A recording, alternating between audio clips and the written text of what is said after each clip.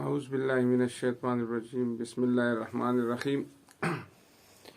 ګرانو ملګرو، ښاغلو او اغلو، نن زما زوی یاسر امین زما مخې ته دا سوال ایښی دی چې بابا د سړي او د ښځې د یو بل سره چې کوم تړون دی، کوم تعلق دی، د دې د تاریخي پس منظر یا شالید په ځای باندې د دې سماجي اړخ باندې ته خبرې وکړه، خانداني اړخ باندې. نو ځکه چې د نن په تناظر کې نو داسې ده چې ملګرو، ښځه او سړی دا چې کوم دی، نو که تاسو وګورئ نو د انساني ټولنې بنیادی اداره چې ده، نو هغه یا اکایي چې ده، نو هغه خاندان دی. او خاندان چې دی نو دا ولاړ په دوو کردارونو دی، په ښځه او په سړي باندې. او د ښځې او د سړي دغه رشته چې کومه ده، کوم نه چې د انسانانو افزایش نسل هم کیږي، او کومه چې ډیره د مینې او محبت رشته ده، هغه د ښځې خاوند ده. او که تاسو وګورئ نو د دې رشتې نه دا باقي نورې رشتې جوړیږي. ښځه خاوند چې کله ښځه خاوند شي، نو دی مور پلار هم شي، او د دی بچي بیا په خپلو کې رونه خویندې هم شي، او داسې د رشتو یو لړۍ پیل شي. د دې مطلب دا دی چې بنیادی کردارونه چې دي، نو هغه ښځه او سړی دي.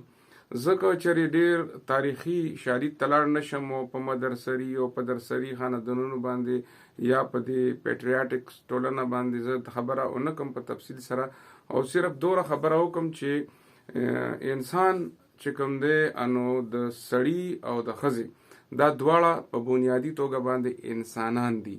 صنفي تضاد په خپل ځای باندې چې ښځه ده، یعنی ښځه مور جوړېدی شي. ښځه چې دی نو هغې کې د سړي په مقابله کې زغم او برداشت زیات دی، هغې کې جذباتي پن هم زیات دی، او د هغې جمالیاتي اړخ هم د هغې د شخصیت زیات توانا دی. د سړي چې کوم دی، دې ته نفسیاتو ماهرین یا ساپوهنه ماهرین چې دی، نو هغې دې ته د ښځې په حواله باندې د مساکیت خبره کوي، او سړی چې دی نو د سادیزم خبره کوي. نو د سړي چې کوم دی، د داسې مونږ ویلی شو چې په دغه حواله باندې ښځه د کائناتو جمال دی او سړی د کائناتو جلال دی. خو د دې دا مطلب نه دی چې ګنې دا تشدد علامت دی او هغه د تشدد زغمي. مطلب دا چې خدای پاک د دوی دپاره په یو بل کې کشش داسې پیدا کړی دی. د دې نه علاوه چې کوم دی، نو دا دواړه انسانان دي. د انسانانو په حیث باندې د دوی دردونه، د دوی خوشحالۍ، د دوی تکلیفونه، په هغې کې په دوی په خوشحالو کې او د دوی په احساساتو کې صنفي فرق خو کیدی شي، خو د انسان په حیثیت باندې چې سړی په کومه خبره باندې دردمنېږي، نو ښځه د هغې باندې د څو چنده زیاته دردمنېږي. د هغې چې کوم د سړی چې کوم څیز باندې خوشحالېږي، ته د هغه عزت نفس مجروح کې، نو هغه خفه کېږي. ته هغه له عزت نفس بحال کې، نو هغه زیات خادمن کېږي.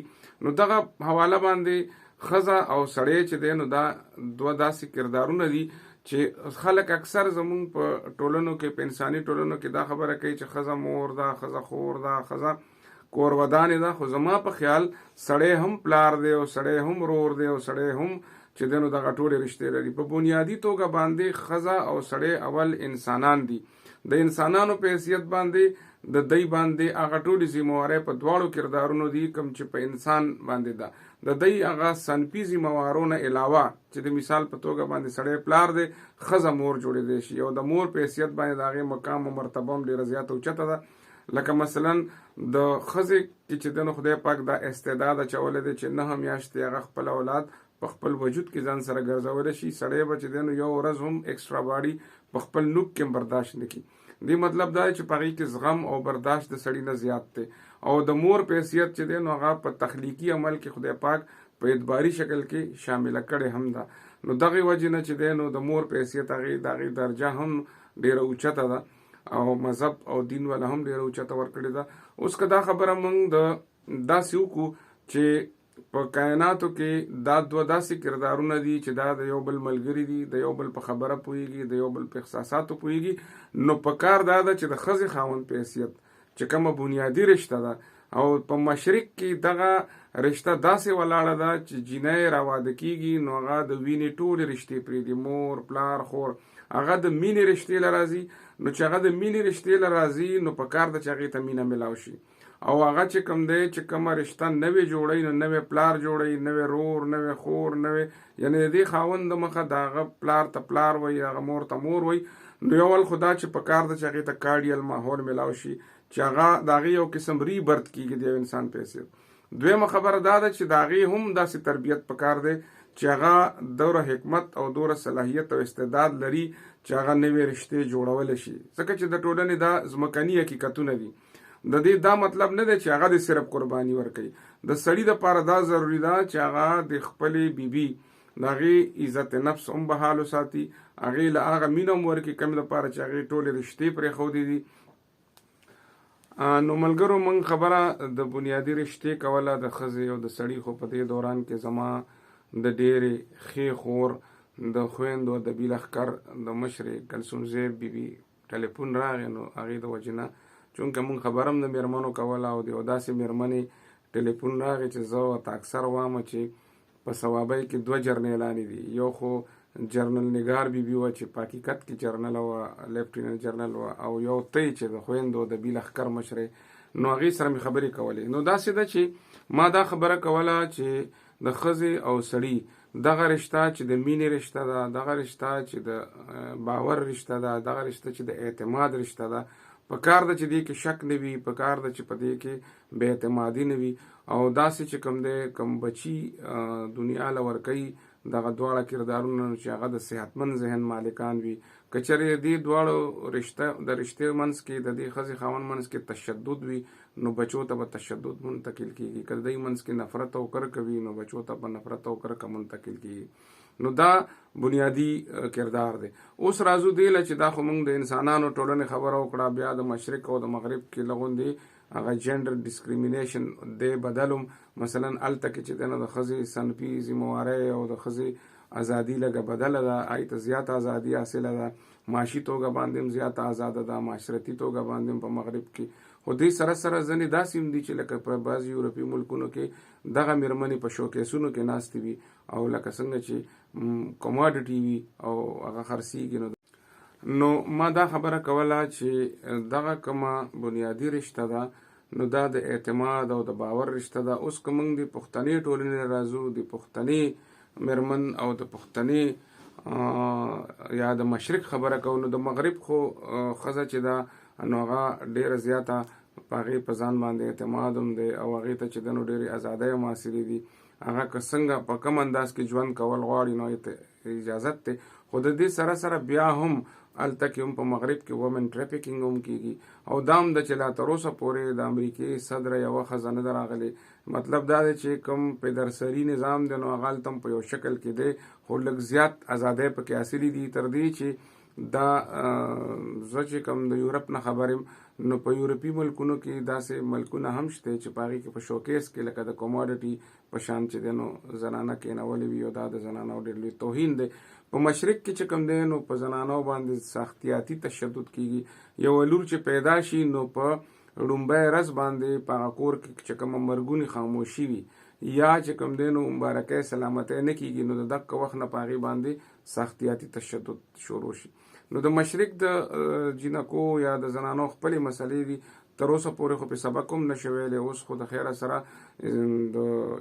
زمونږ د پښتونخوا چې کوم خبره کوو د پښتنې جینکو نو اوس د خیره سره په پښتونخوا کې په جنا کالج او په فرنټیر کالج د جینکو چې کوم کالجونه دي اسلامیه کالج کې ډېر زیات رش وي. او اوس چې دی نو نن په پېښور کې زینب نقوي اډیشنل ډیپټي کمشنره ده د پېښور، په ثوابۍ کې 4 اسسټنټ کمشنرانی دي او 3 پکې سیول ججانې هم دي.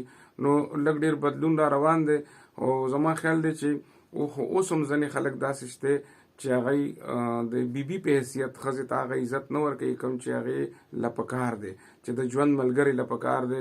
زه اکثر دا خبره کوم چې موږ واده کړي خلک په 20-30 کاله زموږ د ودونو وشي خو موږ چېرته هم ځان سره خپله بیبي د ورځې په کټ کې نه ده کېنولې چې موږ د هغې نه تپوس وکړو لکه د ملګري په حیثیت د ټولو مخکې دې تپوس وکړو چې زما نه خفه خو نه یې، ما کې څه خامۍ خو نشته چې هغه زه لرې کړم ستا په ان باندې، یا دا چې ستا کومې سهیلی دي هغه که تا ته یادېږي چې زه دې ورله بوځم. مطلب زما دا دی چې بس دا ورته وایو چې ډوډۍ پخه کا او چای پخه کا او مالګه په ډوډۍ کې کمه ده یا زیاته ده، چای کې چینی کمه ده زیاته ده، بلکې ځینې خلک چې دی نو په دې مالګه باندې په د مالګې په زیات او په کمې خپلو بیبیانو له طلاقونه هم ورکړي دي او د غیر معمولي تشدد هم پکې کړی دی چې بعضې بیبیانې پکې حق هم رسېدلی دي. نو زه دا درخواست کوم په 21مه صدۍ کې چې د ښځې خاوند دغه رشته که چېرې تاسو غواړئ چې زموږ خانداني نظام د قایم وي، که تاسو غواړئ چې زموږ بچي د صحتمند ذهن مالکان وي، که تاسو غواړئ چې په 21مه صدۍ کې دی زموږ خانداني نظام مات نشي، نو پکار دا ده چې موږ خپل بیبیانو سره نوې عمراني معاهده وکړو، د خپلو لوڼو سره نوې عمراني معاهده وکړو، هغوی له علم ورکړو، هغوی له رڼا ورکړو، هغوی له پوهه ورکړو او د دې سره سره د علم او د رڼا سره سره هغوی ته اجازت ورکړو چې که هغوی ډاکټرانې جوړېږي، که پروفیسرانې جوړېږي، که CSP افسرانې، که هغوی ویلنګلی نه جوړېږي، صرف هاوس وایف یعنی صرف د کور دغه خوښ وي، نو بیا هم هغې له علم پکار دی. ځکه چې یو عالمه مور، یو پوهه مور چې ده نو هغه د یو نالوستې مور په مقابله کې زیاته پوهېږي، هغه د خپلو بچو تربیت په ښه طریقه کولی شي. ځکه چې دا بچي چې دی نو دا مور او دا پلار انساني دی تربیت کوي. ګوره څاروي چې دی او مرغۍ هم د خپل بچي، هغه میندې هم چرګ هم د خپلو بچو حفاظت کوي، رزق ول هم ورکوي، هغوی فیډینګ هم کوي او دغه شان نور ځناور هم.